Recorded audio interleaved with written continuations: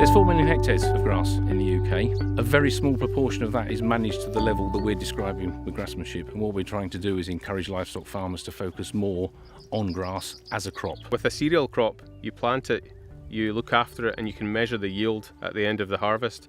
Grass, it's not quite as simple as that, because the grass gets fed, it goes through maybe a cow to produce milk, and you have to take more consideration into what is happening through that process and how much yield you're getting from it. We can work that out, but it's not as black and white to the farmer to be able to see that. Grassmanship is about managing the grass more effectively to increase productivity, therefore increase profitability. So looking at the start where grassland destruction to reseed for a new lay, weed control in that new lay, and then as that lay matures, making sure that you maintain the weed control program as you go through the mature pasture. Grassland destruction is probably the most important decision that you will make in terms of your grassland management. And to make the decision, you've got a very high level of weed, grass species in there, a high level of other weeds such as docks and thistles. Cows, sheep tend to avoid areas where there's weedy bits, which if you build up that area around your whole field, you could be leaving quite a high percentage of field ungrazed and therefore reducing the efficiency of that field. We're actually looking at making sure that you get the best start possible for your reseed. Reseeds are not cheap, you get it right first time. Glyphosate is historically the product that's been used for grassland destruction. Does a good job in destroying the grass, but not so good on the docks and thistles and the more difficult weeds that you control. So it's best to use a product that's going to give you the maximum kill on those more difficult weeds, and that's what you get with Kyleo. From data that we have, from a new reseed in May, you'd probably expect to have 2,500 kilos of usable dry matter. In a layer that has quite a high proportion of weed grass species in it, you'd probably get about 1,100 kilos of dry matter. If you talk to livestock farmers and people who are growing grass for forage, it's a key conversation to have to make them understand that it's not just grass, it's the type of grass that you've got in it as well that's really important. In my experience in UK farms, many farmers will choose to sow clover along with their grass seed.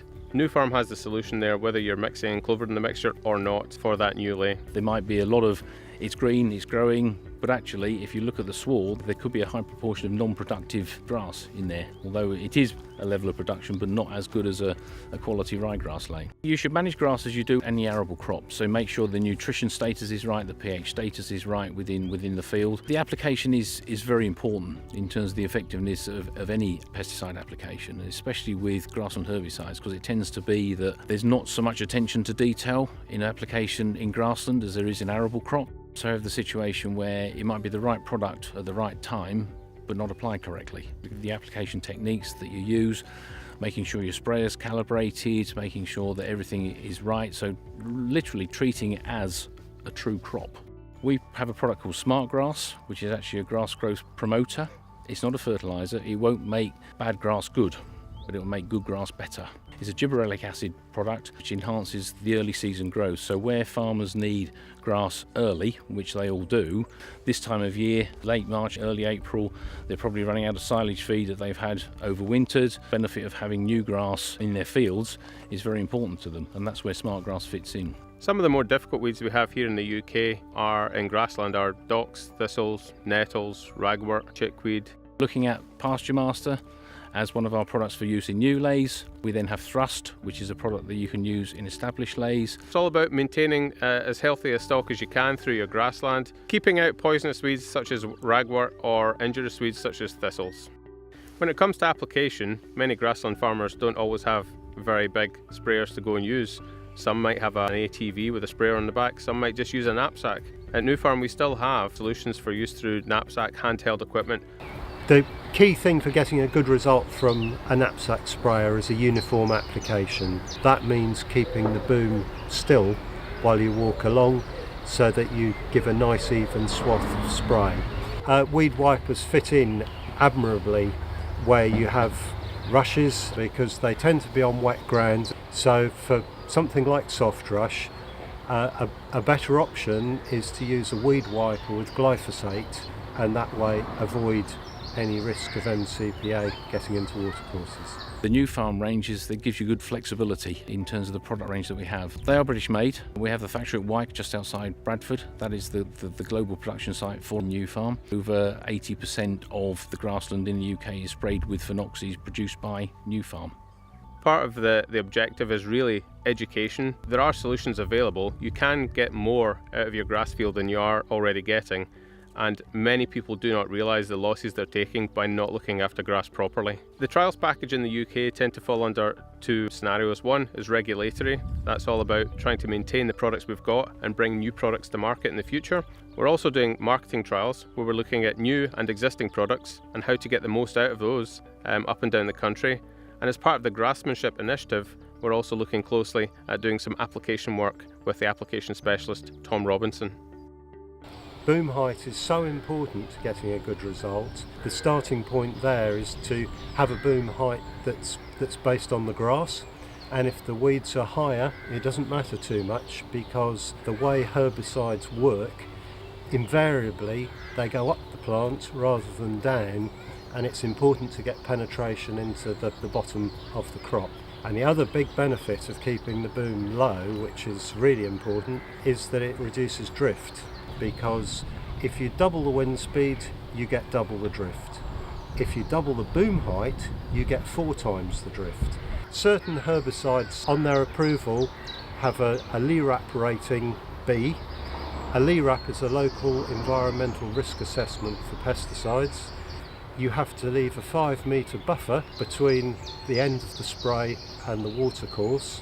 Or you can reduce that buffer down to 1 metre if you use drift reducing nozzles approved for LERAPs. They have to be used under certain constraints, typically boom height, not above 0.5 metre. There's usually a pressure constraint on them, typically 2 bars or 1.5 bar, with which they get that LERAP rating. The other important thing, and it's tricky in grassland, is your bout marking. Cereals, you've got tram lines. In grassland, you need either a GPS, a light bar on the sprayer for guidance, and then there's a blob marker as well, which are other alternatives. But you must have something. If you don't have accurate bout marking, you will always underdose the field with chemical. The work that we're doing with Tom Robinson, we're looking really to find out how we can get even more efficacy through the use of nozzles, boom height, and other application technologies such as water volumes to really offer more information back to the farmer to get the best out of the products they're buying. So stewardship is clearly very important. Stewardship is all about essentially keeping pesticides out of water as one of the main things. And in doing that, we can look at the work we're gaining through the application trials, water volumes. If we're maximising efficiency and efficacy, then we're minimising the amount of product going where it shouldn't be. But now all sprayers have to be tested once every 5 years, and that started from 2016. It checks the things that the operator should be doing himself, but crucially you should have a straight boom on your sprayer. We don't want any leaks on a sprayer, and the filling site is the key single source of contamination of pesticides getting into water. The best place to wash it out is in the field where you finished your spraying, so it comes back, stewardship, accurate calibration, so that when you get to the end you can run clean water into it and spray it back out over some of the crop that you've just been spraying. For contractors coming onto the farm, the key things from a stewardship point of view are that he needs to be supplied with a map of the watercourses and the buffer zones on, and he needs to have the 3-star LERAP approved nozzles fitted to his spray. And what I like to see in a chemical store is a spillage kit.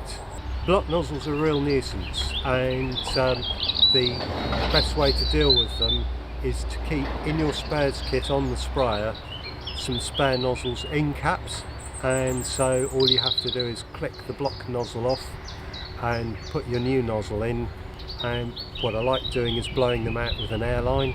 Application is a key element of product stewardship and also product efficacy, and attention to detail is what gets us the excellent results. Our aspirations going forward for the Grassmanship initiative really would be if we can get farmers treating grass like they do their cereal crops or potato crops, then we'll feel like we've done a great job.